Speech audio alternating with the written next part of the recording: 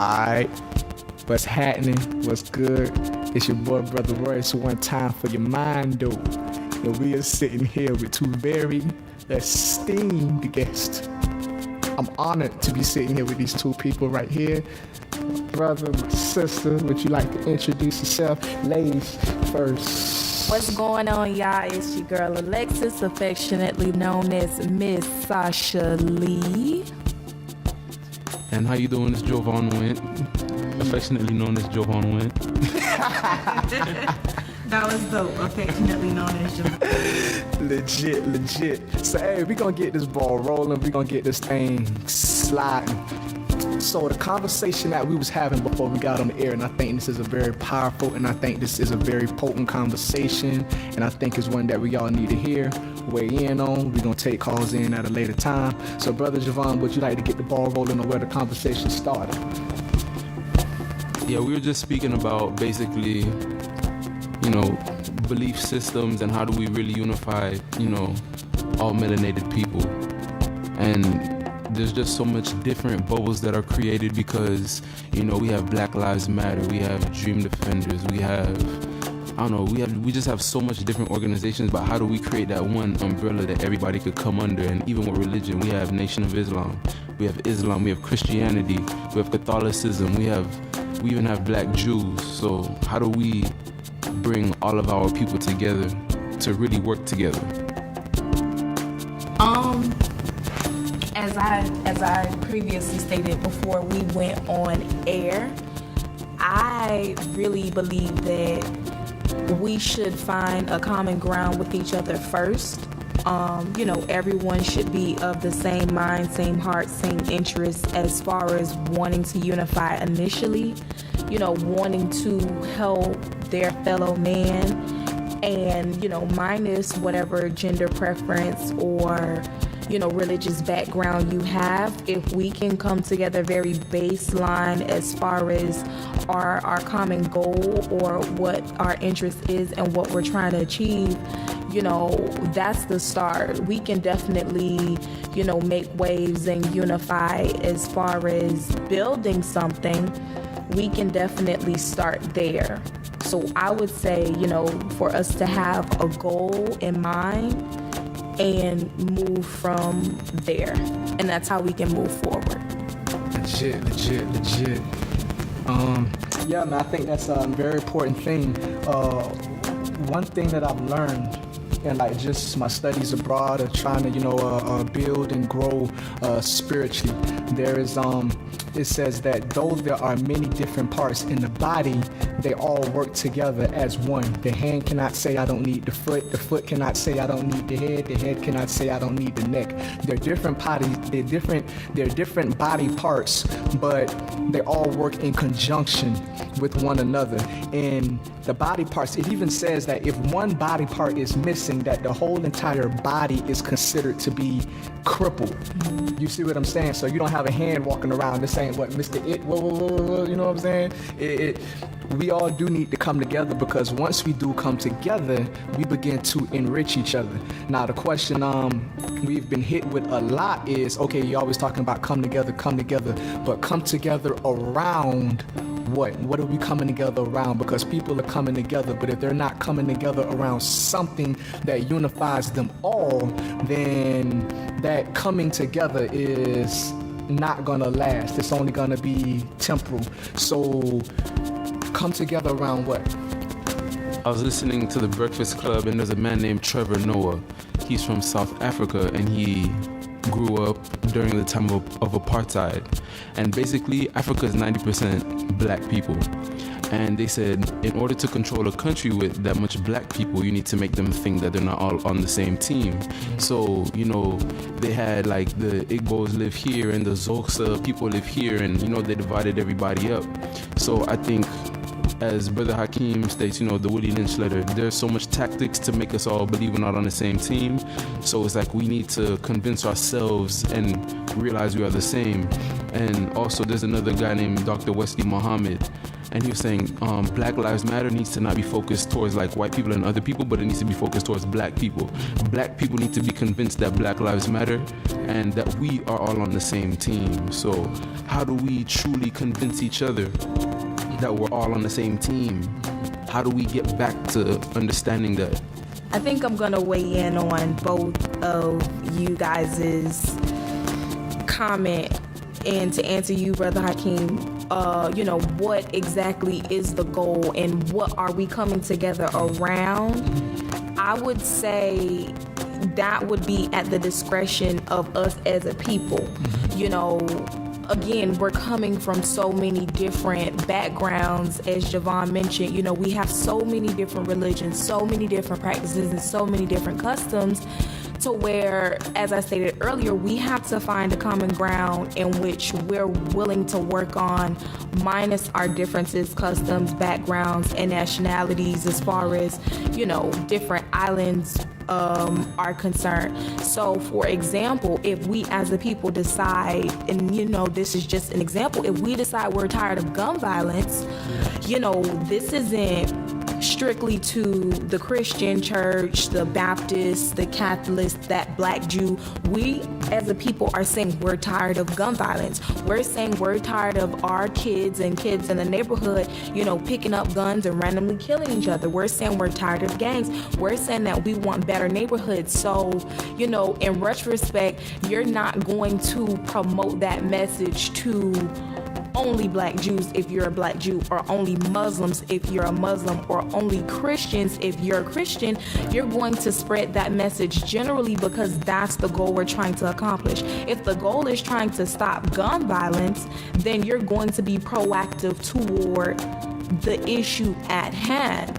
So, to answer your question, Hakeem, I really feel like, once we come to a consensus of what exactly we want to do, that's how we can work to tackle that center that you're talking about. Because believe it or not, we are the center. We're already it. It's us. Right. So, we just have to learn how to navigate around that center, making everyone feel comfortable. Yeah. And like I was saying about, holding hands, we need to hold hands because we are the center of it. Yeah. So, that's how we get there.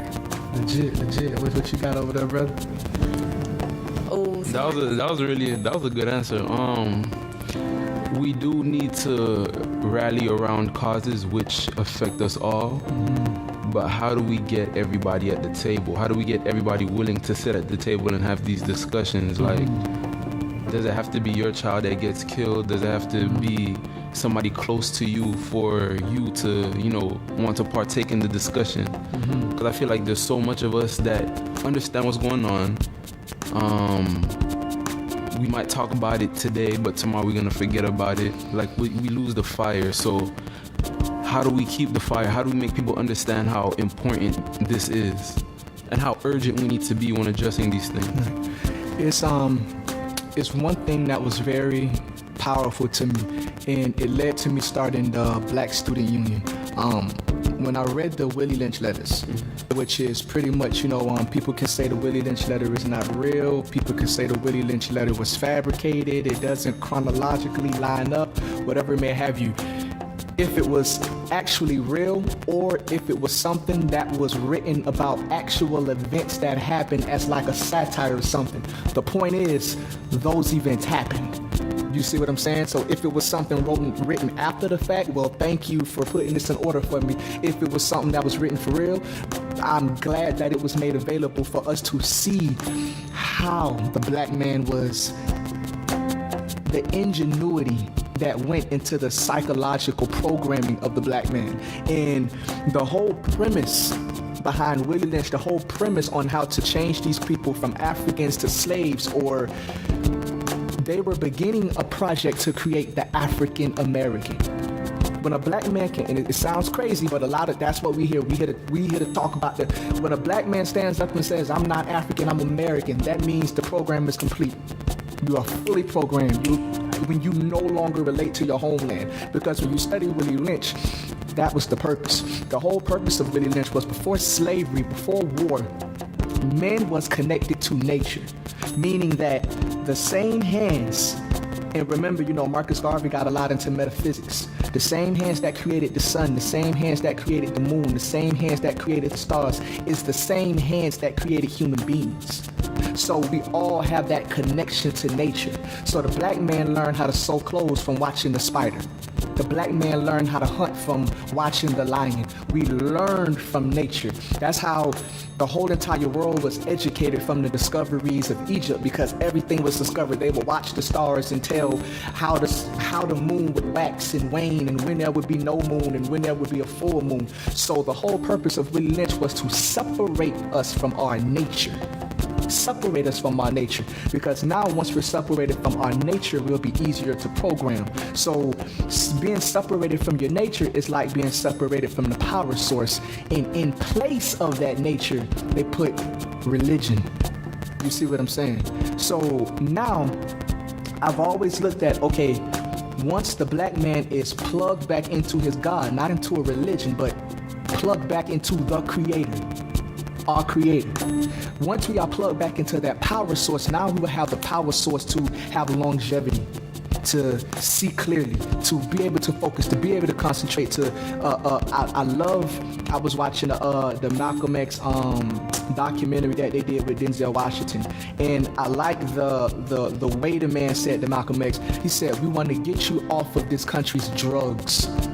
Like women is this country's drugs. It's not just weed, but alcohol is drugs. The pornography is drugs. All of these things is different contaminations to the black man's body that we have to now go through its little batteries because we're unplugged from the power source. So I do believe that one thing that can unify us all is God. But in order to even delve into the fact that, okay, Willie Lynch thought it was necessary to separate us from our nature, so that means there must be something important about us being connected to our nature. In order for us to even talk about connecting to God, we first have to talk about what is the purpose of religion. Would you like to weigh in on that? I would like to actually touch on Javon's question about unifying, and then I can transition into religion. But as far as unifying us, it is at our discretion as a people. Everything is a choice. If we choose to love each other, it's because it's a personal choice, because at the end of the day, that's what love is. Okay. Love is a choice. Right. So we have to choose to love each other, and guess what? When you make that choice, everything else falls into line. When you learn how to love somebody, you're not saying, hey, I'm interested in you, you're interested in me, give me your manual, what should I do? You just do it. It just flows. You learn how to hug them, you learn how to kiss them, you learn how to please them. You go with what feels good. And like you said, it's nature. So very innately we will develop that, so long as we decide that we want to love each other, that we want to bring that back, that we want the village to raise our kids instead of me having my kids in the house and you mind your business. We have to start taking ownership of each other as brother and sister. And guess what? Once we start taking that ownership, saying you are, my sister's keeper, I am, my brother's keeper. Once we take on that mentality, then we will naturally have that love for each other. We will naturally want to care. We will naturally want to invest. We will naturally unify. There isn't what I would say a programming or a mapping. It starts with us internally. So even for the three of us that are here now, this is something that started with us. It wasn't something that we had to be coaxed into. It wasn't a program we read. It wasn't a book we read that made us want to come here. It was a desire for us. It was the love of our people that made us want to do this. So even if it starts with 3 people, that's fine. And we have to be okay with that, because we understand that some people don't necessarily have that understanding of getting back to nature, and we shouldn't allow them to be afraid of that, because they're not as, what's the term that the kids use, woke. Right. You know, right. we can't allow the lack of knowledge to intimidate people, because you have people that want to know, and the fact that you have so many scholars and people that can intimidate you and make you feel like you're not qualified to know these things, then it can also hinder you, and it can keep people in a state of ignorance. Right. Because they already know, and people really take comfort in that. Ignorance truly is bliss. So in terms of us unifying, I feel like that desire, will come very second nature to us, because, we are very loving people. Right. Now, as far as your question about religion and, its place, I personally believe it was a method of control. Yeah, no doubt. It is a control mechanism, and for some people it's good, for some people it's bad. People go with what they feel. Right. And I feel like once you go with what you feel, once you start labeling it religion, yes. that's when people start to separate. Right. That's why in the beginning I said, if we could get rid of that religious divider, that political divider, that sexual preference divider, that really is every, citizen's personal business. Right. We can bridge that gap. Right. Agreed. We definitely seeing that is, like Brother Javon said, the African brother, that it is a major strategy that they have to keep us divided. And anytime we find our home in anything that begins to now attack another group or another audience with people that look just like you, we know that, okay, that's a system of control, that's a system of manipulation, that's a system to keep us subjugated. And I like how she said love is nature, because that's actually what nature is. Nature is not something that you have to get out of a book. There was no books back in African times. This was all the stuff that they learned just by feeling, just by looking, just by using their senses, just by observing, not letting the TV think for them, or not letting the radio think for them, or not letting another man have to come and tell them what to think, how to think, but just being there in the moment, And I do feel like love is the nature. But when you start getting to, okay, I have to go to this book to tell me how to do it. Not that there's anything wrong with the book. The book can be a key to kickstart the engine. It can be something to crank the car. But I do feel like love is that nature, especially, if you're a scriptural guy, that God is love. You see what I'm saying? I feel like because we've been separated from nature so long, that we have to understand what it is from what it truly is, because nature is something that is embedded inside of us, not something that we have to go without and look for. But Brother Javon, what did you? Just like how you said, a book can start the engine. Right. I agree with that 100%. I think that, okay, when you're a baby, when you're born, you need your mother's milk until you're strong enough, and your immune system is strong enough to, carry you on your own. No doubt.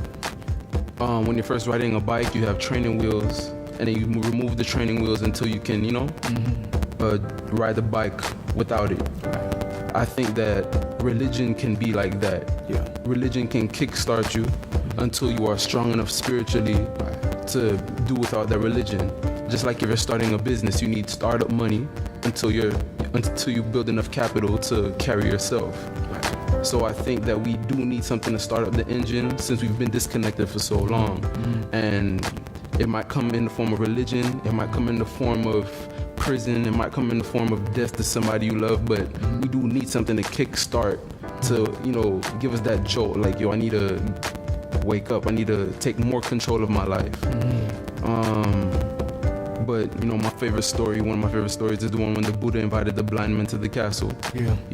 He had the elephant in the middle of the room. A group of blind men came, he invited them. They all felt on different parts of the elephant. Some felt on the trunk, thought it was a hole. Some felt on the tusk, thought it was a spear. Some felt on the tail, thought it was a broom. Some felt on the foot, thought it was a column of a building. They all started fighting. And I feel like that's what we're doing. We're fighting over different parts of the same whole. Yeah. So, maybe instead of already having preconceived notions about these different people with different cultures, maybe we can say, okay, I'm Muslim, this is what we believe. I'm Christian, this is what we believe. What do you believe? Let's share. So maybe we should just change our attitudes towards other people, towards other melanated people. Because sometimes we go in with a negative mindset. Right. And, like Marcus Garvey said, if you go in with a defeated mindset, you've already lost twice. Yeah. If you go in with confidence or a positive mindset, you won before you already began. So maybe we need to have a positive mindset before we approach other people. Like, I'm from North Miami Beach. I speak to Alexis all the time, and I say, in North Miami Beach, if you're walking down the street and you smiling, somebody looking at you like, yo, what's wrong with this nigga? Like, but maybe if we change our mindset, like, yo, it's a good day, how you doing, Yeah. So it's the mindset. We need to break down the barriers. We need to change the way we think. So, I don't know, we gotta stop wearing the mask. Yeah.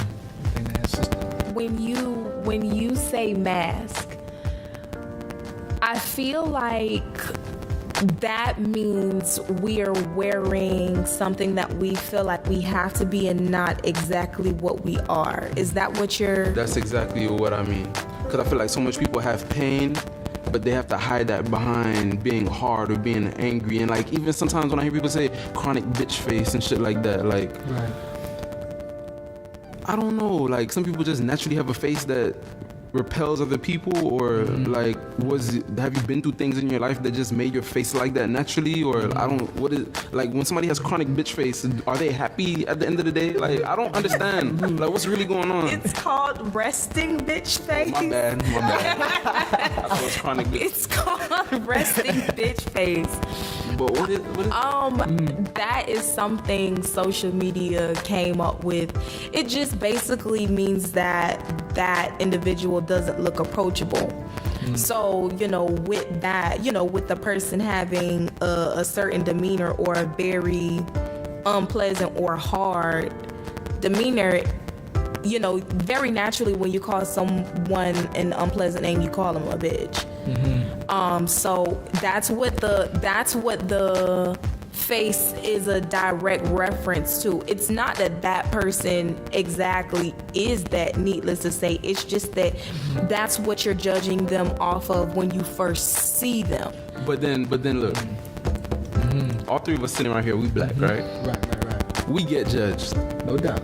So what if somebody look at us and they think we criminals? Or so how can we just judge somebody like that because they look approachable? Oh, you have a resting bitch face. Like, that again is one of the defeats of social media. We have to stop internalizing the stereotypes and the memes and different things like that we see, especially about each other. One of the things that I find particularly interesting, and everyone finds it as comedy, but I feel like long term it's actually very damaging, is the whole, the comedy skits and the little 2-3 minute videos imitating the black woman. How women be when they first done got their little full EBT card loaded and she got on her lace wig and she about to go to the club and and tear the flow down, and then guess what? You have this, you have my black man come out in a wig and a dress and he imitates me, and he does it in the worst way. Because 9 times out of 10, my weave don't even itch that bad. And they make it 9 extra. 9 times out of 10, I don't even pop gum like that. 9 times out of 10, that's not even how I twerk in a club. Maybe a little bit, but you get what I'm saying. We have those things, and then you have to, what we as a people have to understand is that when other cultures see that, especially coming from us, they internalize that. And at that point, we have no one to blame but ourselves for that image.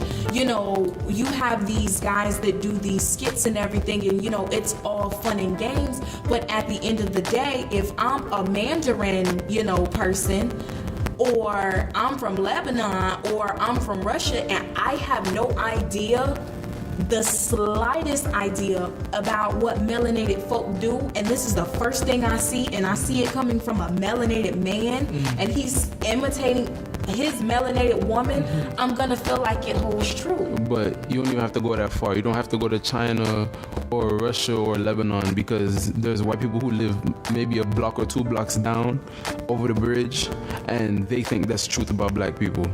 So, and even more, I feel that a lot of the melanated people who are very disconnected from themselves, they want to live up to these stereotypes. I've had homeboys, even me growing up, we would listen to certain rappers and certain artists, and we would listen to their rap songs and learn how to be better niggas, you feel me? Like that was our gospel, you feel me? Even when you listen to Kendrick Lamar's album, the first one, Good Kid, Mad City, they ask, like, because in the album he has different parts, like different skits where they're having conversations, and his homeboys say, what did Jeezy say since day when I was the man on these streets, you feel me? Like, so much of us listen to music and watch TV, and we want to be like that. We want to be harder, we want to be heartless. Like, there was some days where I was like, I was too friendly today, tomorrow I'm not gonna be that friendly, you feel me? But it's crazy, like, images really do mean a lot, and we judge and we take so much from images that is sickening. We gotta stop doing that. Shout out to Kendrick Lamar, by the way. No doubt. And J. Cole. No doubt. Kendrick Lamar he's definitely a staple in the community for Whole world. You know, the type of music that expresses a lot of how we really feel. And you know, things that we really should be looking toward, like the new Jay-Z album 444. Never heard it. You know, he made a lot of good points about, you know, us as a people, like building and rebuilding. And one of the lines that I just thought was so epic, he said, what I look like drinking Belvedere when Diddy's got Ciroc, or something to that effect. He called out a vodka, and you know, that wasn't manufactured by a black person, and he said, well, why would I drink that when Diddy's got Ciroc? Like, you really should be supporting that, man. You should be supporting Ciroc. You should be supporting effing vodka. And he, you know, he dropped those gems in, you know, in the music, but hip-hop is another discussion for another day, in rap music, and you know how those things influence us. But also alcohol. I think we're gonna come back to alcohol too on a later date. He made a lot of really good points in that album as far as black empowerment, progressive politics are concerned. So, you know, shout out to Hove as well. No doubt. And I think a lot of it, I love what Kendrick Lamar is doing. What I hear a lot in Kendrick Lamar's music is, I hear like identity. Like, I've listened to Kendrick Lamar since his like first album, where he was like, what I gotta do in order to see success, you know what I'm saying? Like, when he was like, I just want to be heard. The old when he was K-Dot. Yeah, baby, he was K-Dot. And I feel like Kendrick Lamar has went through this process where he's beginning to find his identity. And I feel like that is the main thing missing from the the black community, melanated people, is identity. When you don't know who you are, it leaves you insecure. Now when you're insecure, it makes you now lash out and attack other people. You know, you begin to subconsciously see everything as a threat to who you are, because you don't know who you are. Now you begin to judge yourself as compared to other people around you. Now it becomes easier for you to assimilate the different cultures around you because you don't know who you are. I was watching a commercial for the show Power. Power is the big thing everybody watching. And I don't know how the season started, but now this season he's in jail. And he got to fight off getting shanked. And I'm like, all of the images on TV of the black man, they have to be in jail. Or they have to be coming up from a corner selling dope. Or they have to, yes, that is a part of the black community, but when we're saying, okay, how come our youth look to this as what to be, I've never really seen the black man projected in any other light. Every time we project it, we end up in jail, or we end up having a battle for shank, or the black woman is popping her gums, she's snapping her fingers, she's rolling her neck, she's in the club. That's one thing that we do, you know? And I feel like because black people don't have our own culture, Marcus Garvey said something that was crazy. He said, why are we the only people that don't have a flag? it's crazy. You have the Jamaican flag, you have the Caribbean flag, but do black people have a flag? Like, what represents us? It's, Jamaican, you have the different colonials that come to Jamaica, the different colonials in Haiti, the different colonials in Africa. Bahamas. Different you know what I'm saying, in the Bahamas. But we don't have a culture of our own. And because we don't have a culture for our own, I feel like we're constantly taking pieces from other cultures, as far as, this how I want my hair, or this how I want to look, or you have in Haiti right now, you have a lot of people bleaching their skin. In Jamaica too. That's in the Caribbean. In the Caribbean as well. Yes, that's just in that Caribbean sector. Everywhere. That's crazy. I see it. Even when you go to Africa, I was talking to Dr. A.K. Tusu, which is the one who makes the clothes, and he was like, when you go to the Africans over there look just like Americans. They're wearing suits and ties, and they're opening insurance companies, and they're doing music videos with money and diamonds and jewels. And Dr. A.K. who's from Ghana's like, that's not even our culture. Like, you're just emulating what you're seeing them doing in America. So is there any steps that we can take to rebuild the culture of our people? Or what do you? So allow me to, snap my fingers and pop my neck and roll my eyes and interject. Yeah, that's one thing that we do. It doesn't define us as a people. Let me do all of that and interject. We would have to stop allowing ourselves to take those roles. I mean, this goes back to Blackface. We knew that those roles weren't conducive to a positive outlook. They did it for money. They did it, in a sense of living. They did it for whatever reasons, but like I said, you can even go back to Blackface and see that we were never really portrayed in a proper light. What is Blackface? So, Go ahead, brother Javon, explain, give some context. No, I'm just saying, because for the people that don't know what blackface is, I'm just saying. But back in the day, the white people, they used to paint their faces black, and they would put on minstrel shows, and they would be very clumsy or very, just uneducated and just looking like a fool. And basically, that's still what's going on today. So I just feel like a lot of the roles we take were either fools or slaves, or even I think Jadakiss said it in his song. He's like, why did Denzel have to act as a crooked cop in order to win his was it a Grammy? But why do we have to take these roles and reinforce the garbage in order to be acclaimed? Or for the sake of livelihood, I would say that was one of Taraji P. Henson's points that she made when she got her first Oscar, I believe. She got it for her role in Empire. Is that her show? Empire. And in her speech, she made a point to say, of all the roles I've played, positive roles, this is what I get awarded for. So needless to say, we kind of take what's given to us. We've always done that. We've always taken what we've been given and we've made more of it. Now, needless to say, as far as, media is concerned, we do play a big part in the outlet that other cultures see of us. Unbeknownst to us, we don't feel like it's that damaging, especially, when the check is, pretty hefty. We don't see that. However, we play a big part in that. And we don't understand how detrimental that is to culture because it's a constant reinforcement. Just like what Javon just said about the crooked cop, Denzel probably would never be a crooked cop in this day or the next. But again, that is what got awarded because that's the message that social media wants to send. So, very naturally, it constantly gets perpetuated in different things, in commercials and, different things that we see because we don't mean to do that, but we can. especially if we're trying to just make an honest living out of something, it can very haphazardly turn into that. No doubt. And I'm pretty sure that if you sat down with Denzel, if we ever got a chance to sit down with Denzel, he would not say that that was what he was intentionally trying to portray. Right. I personally love John Q.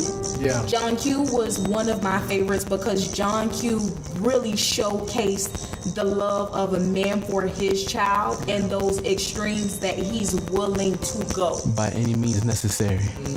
And he also played Malcolm X, so you feel me? Yeah, my Full circle. Legit. That was But legit. it was, you know, John Q is one of his, I would feel like one of his most notable pieces of work since we're in the social media and media outlet right now. But you know, we would definitely have to start taking those chances and changing those outlooks. I had a chance to work on a film actually back in May, produced by Aaron Johnson. The movie is scheduled to come out to the Sundance Film Festival in August, and we have to take our time, energy, and finances to put out the messages that we want to put out. Moonlight was beautiful. If you are from Miami and you know Miami, you were able to sit there and look at that movie and look at the scenes and know exactly where that came from. And we do have control over that. Like Spike Lee. Yes, definitely Spike Lee. One of my personal favorites as far as, you know, taking things back to where they need to be and supporting it is Usain Bolt. I believe I shared this with someone that when Usain Bolt won the Olympics, he said, if you want to work with me, you have to bring the work to my country, work my people. Yeah. From interview to photo shoot to cover on the cereal box. Bring it back to Jamaica. Give Jamaica that work. My people need that money. Yeah. My economy needs that. Since I'm such a commodity to you, you're going to have to do something for me. And guess what? If we could take whatever needs that we have and turn it into production and start to produce for ourselves and require other people to work with us, there's no reason why we can't take back that control. Legit, brother Javon, legit. Snaps. Can you pick up snaps out? Yeah, no, that's real. Pertaining to image, I think that's one of the reasons why they're demonizing Bill Cosby. Yeah. Because when I was listening to Wesley Muhammad, he just said everything that I was already thinking. He was saying how basically the Cosby Show, it was a very pivotal show, and you know, black enrollment in college and all of that went up during the time period of the show. Different world. Yes, and spin off a different world. Bill Cosby was such a positive, pivotal image, and he also wanted to buy CBS, the TV station, the network. And you know, whenever we reach certain heights, you know, they try to stop us. So I just think that we need to put, you know, certain things in place for when we do reach these heights again, that if something was to happen to a leader or leaders, we can still keep the ball rolling and we don't just stop.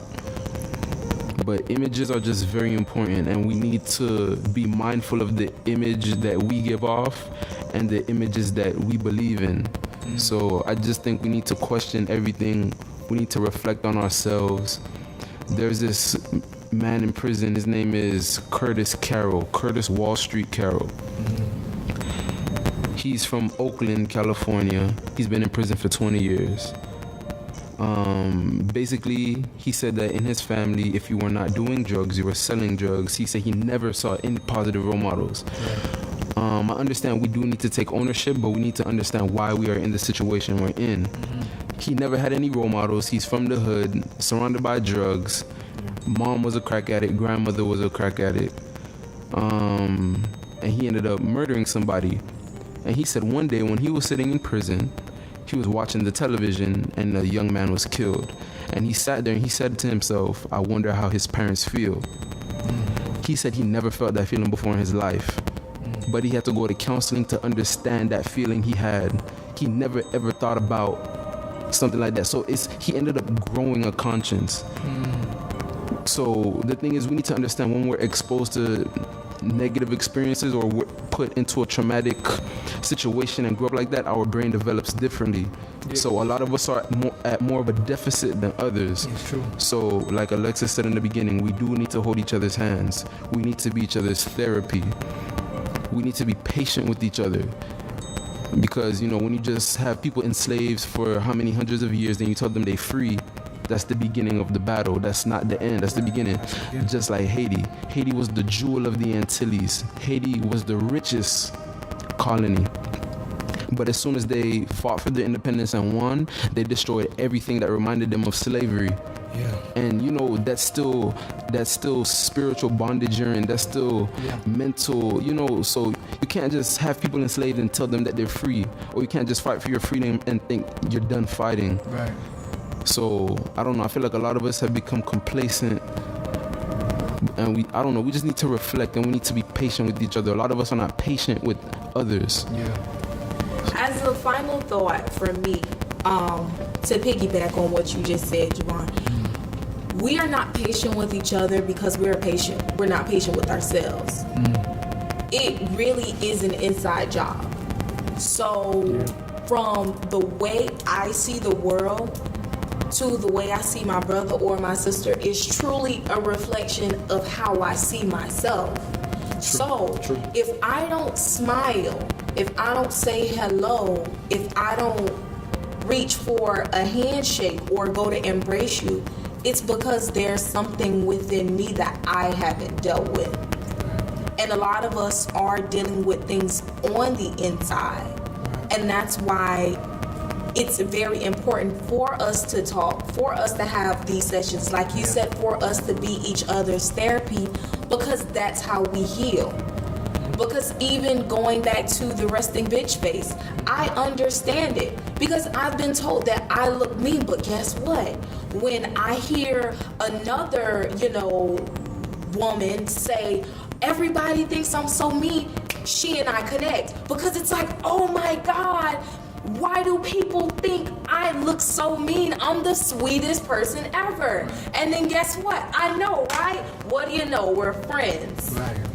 So, we have to, allow ourselves to embrace people. Like you said, we have to learn how to be patient. That is 100%. And guess what? Most importantly, we have to learn how to love. We have to learn how to love ourselves because guess what?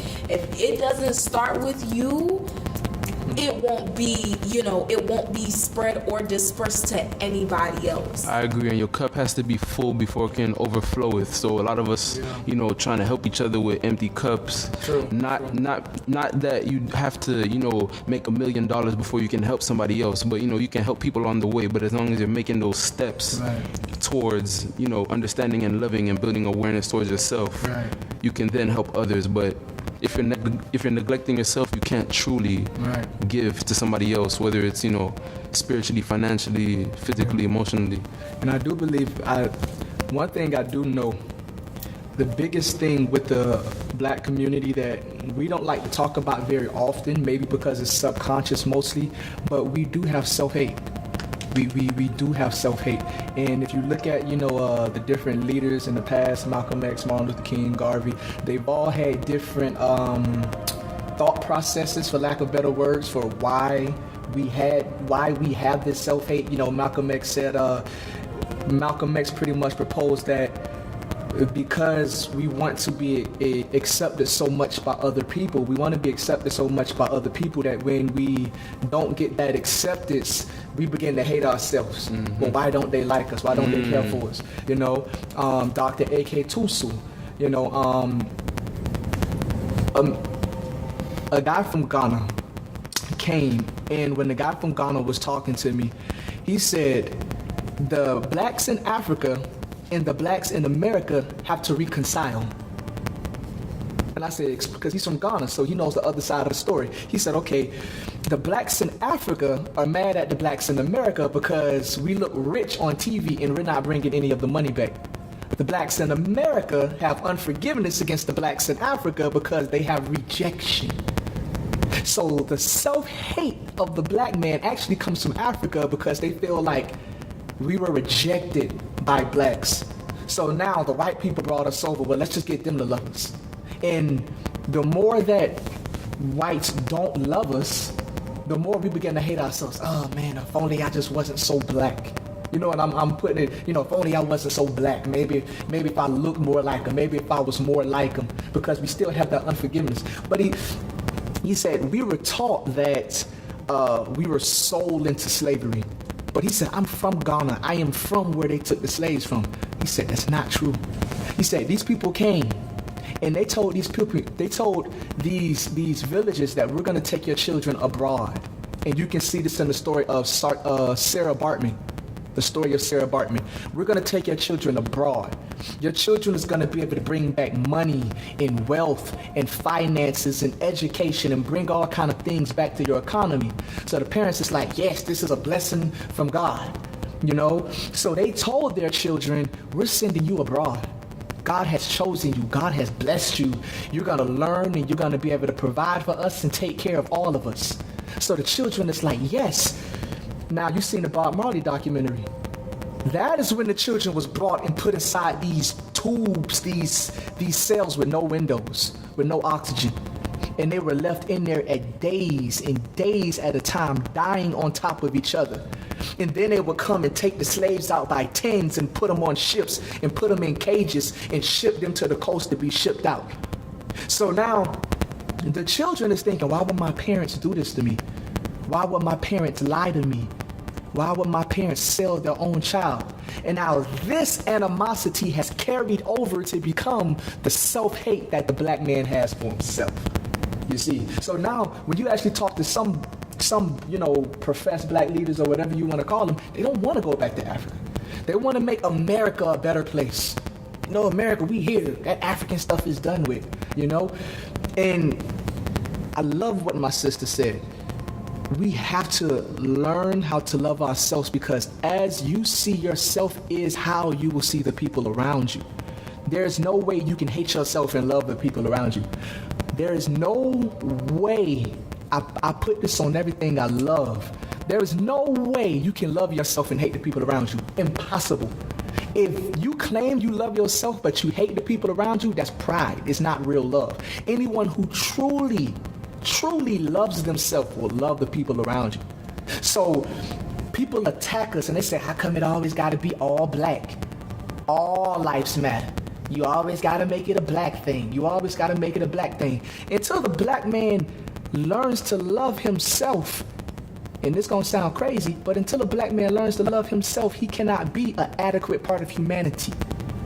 Blacks have went through a certain set of conditions that the rest of humanity has not. Now they go through it in different, you have your cultures and your people that go through different levels of oppression, different levels of bondage, but the experience of the black man on this earth is unique. And until you deal with those unique set of circumstances, you can't now come after the fact and be like, oh, let's just forget about it. Let's just all be humans. No, you have to deal with the conditions that is keeping the black man from being an adequate human being. And that is the black man learning to love himself. So how come the black man hate white people? How come the black man so angry at white people? That's why I can't stand black people. You can't get nowhere with hatred. How you gonna give love when you've never been given love? So that black man gotta love a white man. The black man has to be loved first. Black people gotta stop being so, all we know is division. We have to see unity like us three here. The most powerful thing is us learning how to love ourselves through building our own culture. I don't know if I'm right or wrong about this. Maybe this can be our last point for the broadcast. But when people say, how come we're projected the same way? When I look, I watch anime, Naruto, whatever, and when I'm watching these different animes, the commercial comes on and you see white Japanese, white Chinese, white Australians. No matter what television program you're watching, you see white people. So imagine my amazement when I watch Hidden Colors and learn that most of the world was black. I'm like, where are these black people? Because all I see on TV from every culture in the whole entire world is white, white, white, white. Until you realize that all of media is controlled by one group of people.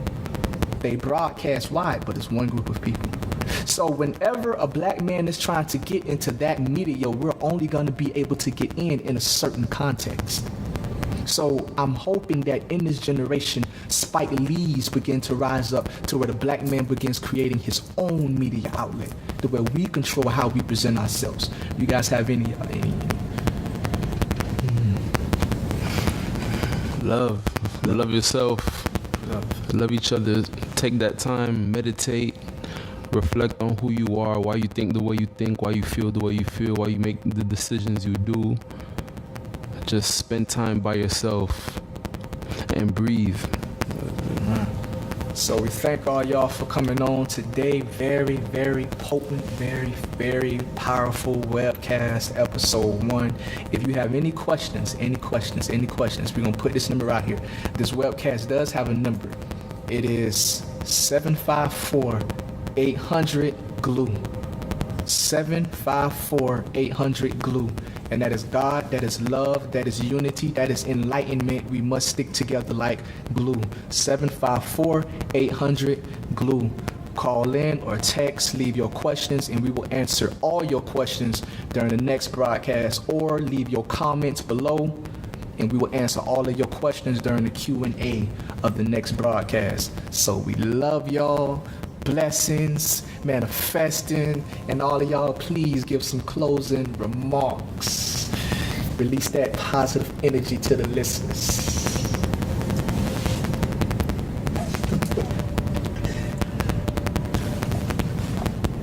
Love. Sister. You can end it. Love yourself. Yes. Love yourself first. Give that good energy to your family, to your friends, to the people around you, because